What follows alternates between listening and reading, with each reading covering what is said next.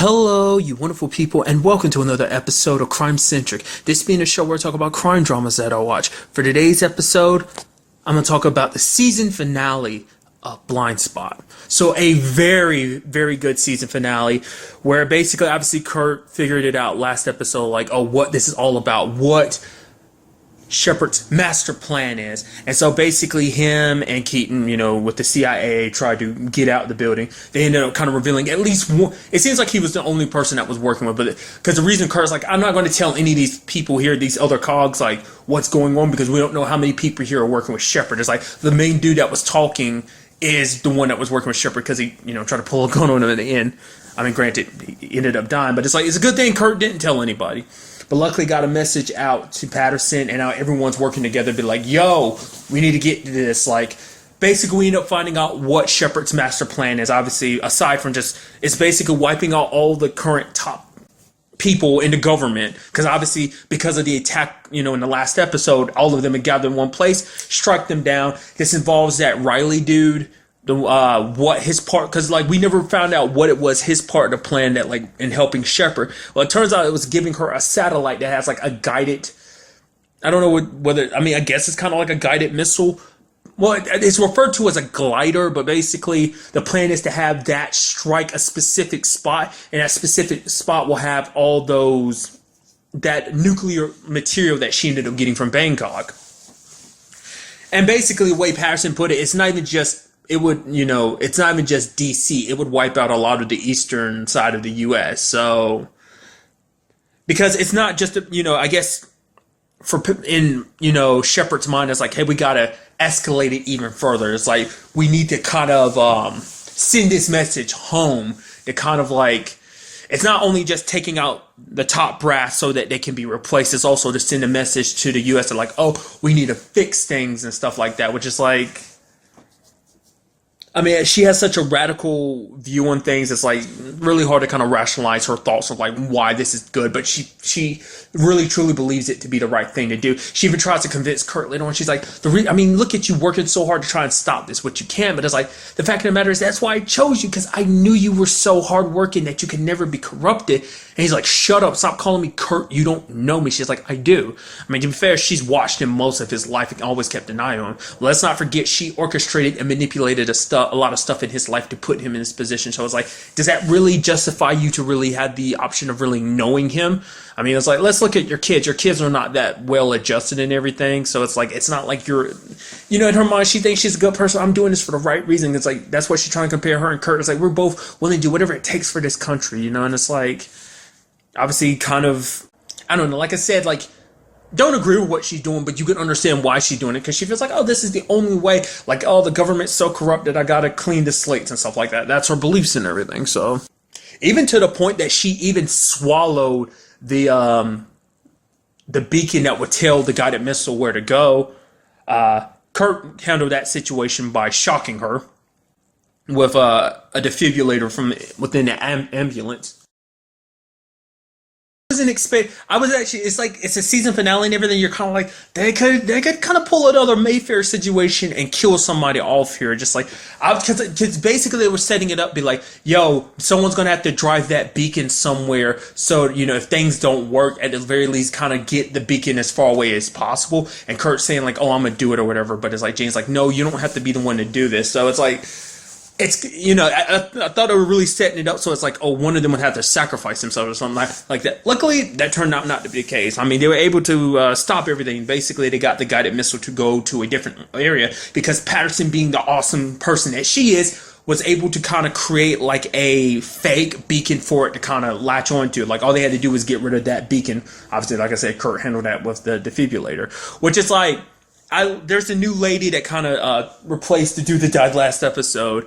She's like, I think her name is Hirsch. She ends up bringing up the fact is because Patterson's like, okay, this whole situation with the satellites and stuff like that, trying to handle it. She's like, it's not my area expertise. But what I'm thinking is, if we can take this thing, I don't know what it is exactly. Like, obviously they got people like from NASA involved, so I guess it's not necessarily I don't know what it's really called. It's not a satellite per se. It kind of, I don't know what it is, but it's like people from NASA over there helping her.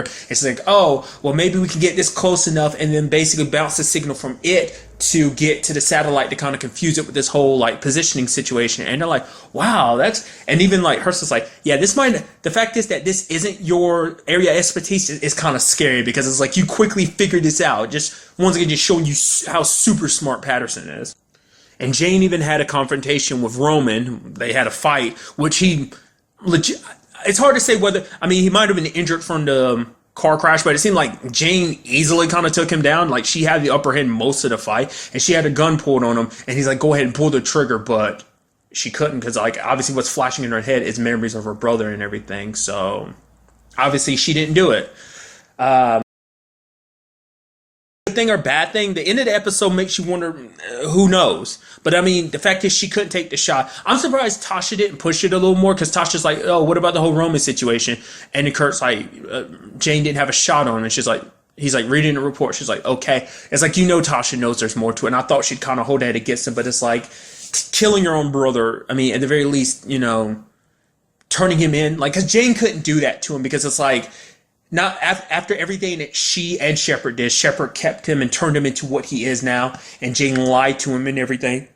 It's like whatever Roman decides to do, she's like, at least he's away from Shepard, and it's like make his own choices, kind of live his own life kind of thing. So at least that's how I'm seeing it. So like I said, Kurt comes back, kind of the hero who saved the day. He's like, it wasn't just me, it was all of us. We together did this. We not only, caught Shepard and dismantled Sandstorm, which I'm warning about that, because I'm not sure there's a lot of people. I mean, granted, like the top people of Sandstorm are gone now. Parker's dead, Borden's dead, and Shepard's caught now, but I'm sure there's remnants of it. So I mean, maybe they'll possibly come up later on. I mean, that seems like that's kind of being dealt with, because it's like, I'm sure, well, she's being dealt with, Shepard's being dealt with at the end of the episode, and lo and behold, who pops up? I was like, oh, it's going to be Keaton from the CIA. It's like, oh, no, it's a familiar face. Nas is there to kind of be the one, oh, Shepard, it's nice to meet you. So it's like, Nas is definitely going to enjoy that, because obviously she has her own, she's been hunting down Sandstorm for the past, what was it, like 6 years or whatever? She lost someone important. Well, not just, I think it was the person that was the traitor, obviously was the person that was important to her, but it's like, there are a lot of people that, she worked with and everything that died too because of Sandstorm. There's tons of people that died because of Sandstorm, so. But it's like, we took down Sandstorm and we saved the nation. So it's like, we did a pretty good job. So kind of give yourself congratulations. So a big setup to this. To me, I'm kind of going to lump everything together. So I'm going to go ahead and bring this. Well, I'll quickly bring up the fact is, Jane and Kurt, finally a thing. Even to the point later on in the episode, everyone's making excuses to leave the party, Reed, Tasha, and Patterson, for the sake of giving Jane and Kurt the room to themselves. So, but obviously what kind of pushed this together is like, Hurst kind of brought up the fact is, well, the main reason why you're here is because of the tattoos and everything, and because of Shepard. It's like, once that's taken care of, your obligations to the FBI is gone. So you can have a new identity, and you can go wherever you want to. It's just like, well, I mean, but this is, I work here. This is kind of a place I belong. She's like, well, the fact of the matter is that what you really want? Because at the end of the day, it's your choice. You were never given a choice before. The moment you woke up in that bag, everything was kind of decided on where you would be. It's like, this is a time where you get to make choices on your own. You're not bound by some loyalty to the FBI because of your tattoos and stuff like that, because it's all been leading to Sandstorm, so that's kind of taken care of, so it's no longer necessary. And she even talks to Patterson about it, and Patterson kind of brought up something interesting to me, which I never even thought about in the process of, like, when I was thinking about how things might turn out in this episode, is the fact is Patterson's like, well, the fact of the matter is, like, Reed's talking about going to, Quantico, and teaching and stuff like that, and it's like, the fact of the matter is, this team won't stay together forever. So it's like, don't let this be the decision, because it's like, yeah, you could stay here and everything. And, Kurt's also got the whole situation with Allie and the baby in Colorado. So he's most likely going to move there. Obviously it's like, she knows, she's like, even says, I know this isn't what you wanted me to say, but the fact of the matter is, it is your choice, And at the very least, everyone owes it to her. Like, I'm sure Patterson would be like, I'd want you to stay. But like, that's another thing too, because obviously that Quantico conversation about Reed, Keaton even brought it up to Tasha, like, oh yeah, maybe she come work for the CIA. Then there's this whole NASA situation where, like, Patterson helped out. Nothing came about that, but who's to say when it's all said and done, this team doesn't, like, break apart? And that was a key element in kind of pushing, Kurt and Jane to kind of be more open. I mean, it's like, the fact is, Patterson's like, you don't know when Jane's going to be going. So if you need to say something to her now. And he says it to her. It's like, I don't want you to leave. I want you to stay with me because I love you. And she ends up saying it back later on. It's like, I love you too. So, but it was kind of an interesting conversation between Reed, Tasha, and Patterson. Because Patterson was kind of like, yeah, she's just tired of this job. She used to love it. She used to have so much fun. But this job has cost her so much. It cost her David. It cost her like being tortured by Sandstorm, specifically by Shepard. But at the same time, the whole Borden situation, and connected to that whole Shepard situation. Let's not forget she had like a microphone basically put in her mouth and everything. So it's like, just this job isn't what it used to be, which Reed kind of brings up to her. The fact that I guess it's something he's kind of picked up. It's like, hey, this job isn't perfect. Not at all. It takes a lot from us, but it also gives a lot of us a lot too. Because of this job, we're able to kind of, there's a lot of crap out there that we get to, we stand up and we get to take care of and we get to fight. But it also gave us each other. And like, we wouldn't have each other if it wasn't for this job. It gave us this family. And so kind of put in a very beautiful moment like that. And I'm like, that's so sweet. Because at the end of the day, that's what this team is. They are dysfunctional. He even says to himself, yeah, we fight sometimes and everything, but at the end of the day, we are a family. So, and once again, I brought it up. Well, it kind of coincides with it, but basically at the end of the episode, we see there has been like a 2-year time skip. Jane is somewhere. It seems like she's being trained by monks, but she's not willing to go back home. Like, Monk's like, oh, but you need to go back. She's like, oh, what am I missing here? It's like, no, you need to go back home. She's like, I can never return home. Gets visited by Kurt. Kurt's like, yo, what's up? Like, you need to come. We need your help. Reed, Patterson, and Tasha have been taken, or they're missing. Maybe they've been taken. It's like, is Roman behind it? It's like, we don't know. Then there's also a device, like a box that has FBI Jane Doe. But basically, it's activated because both Jane and Kurt need to touch it. And then there's a device inside of it that, like a little metal thing, that when they touch it too, a bird symbol pops up, like the one on Jane's neck. And they press it against Jane's neck, and it reveals all these other tattoos that were underneath her. So basically, it's like, I guess it was a different form of ink, obviously adding a different layer. There's even more mysteries that have unraveled. It's like, the fact of the matter is, have they actually unraveled every single of the original tattoos before we get into the whole access of another tattoo? Maybe they have at this point in time. I mean, I don't think they ever got to every tattoo unraveling, so maybe that'd be something that goes on. Granted, I don't know if this show is being renewed for a 3rd season. I'm really crossing my fingers and hoping so. It's like, I knew that I was waiting for the stinger. I was like, how are you going to cliffhanger this? Because you're going to have to. I know you're going to, because it's a mystery series. Of course, there's going to be a bigger mystery to solve. Like, now it's like, so how much of this is Sandstorm, and like, is these tattoos meant for something else besides Sandstorm? Like, because the fact that, was this, like, whose plan was this? Was this Jane's plan? Remy's plan? Was this Shepard's, or what? Who's the one that sent the box and everything? Was it Roman, because maybe he remembers everything and he knew that there's another layer to this plan? Because he doesn't remember everything, but I think most of his memories had started coming back, but maybe after this 2-year gap, a lot more had. It's hard to say. I mean, maybe next season they'd end up having to go to talk to Shepard about it, because she's the one that would know. I mean, maybe there's someone that was a part of Sandstorm originally at the beginning of the workings of the plan, but they bridged off from Shepard's plan and kind of had a plan of their own or something. We don't know. Like I said, maybe this is kind of Remy's plan, which is kind of something I wasn't expecting. Like, I mean, I was like, oh, that was going to be the twist in the episode, is that, oh, Remy would get her memories back.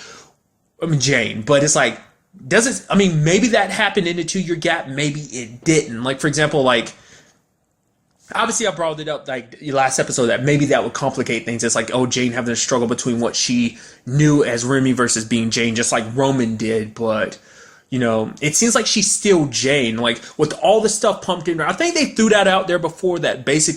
I mean, obviously, her memory's not completely gone, because she still gets, it flashes back. So it's not like there's a possibility of it never coming back. But it seems like even now it's still a situation where it's like, it's still a work in progress. So I don't know. I'm very interested to find out what happened in it. Obviously, the big mystery is probably next season.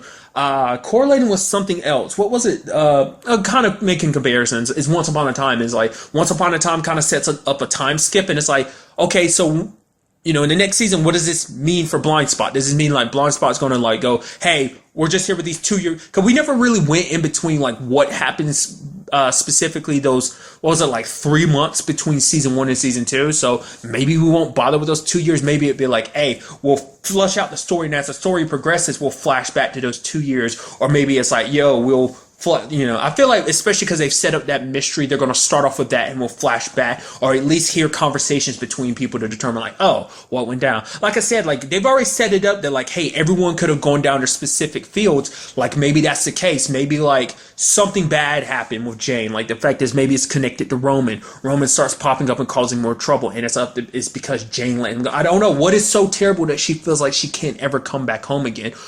Maybe it's something that happened. Maybe it's something she did exactly, So, and there's also this ring that Kurt has on his finger. So it's like, she's like, oh, you still got that ring. So it's like, did him, like, I doubt him and Allie got back together, because it's like, Allie said it before. It's like, me and you getting together, not a good idea. But as parents, sure. But it's like, no, we're not going to get together. So not unless that's between him and Jane. But it's like, I don't know. I'm not going to judge, because I was going to say, like, the fact is he hugged Jane. He didn't kiss her, which I feel like if they hadn't seen each other in such a long time. Granted, we don't know how long she's been gone. Like, the fact of the matter is, it's not the fact that she's been gone for these 2 years. Maybe she's only been gone for a couple months, couple weeks, for all we know. So, I mean, it's hard to really say. Like I said, already setting up a different mystery, and I don't even know where to even begin with this. Like I said, I really hope this gets renewed for a 3rd season. It's a very, very good show. And I'm just, especially like you're hitting me with more mysteries, as like, you gotta give me more.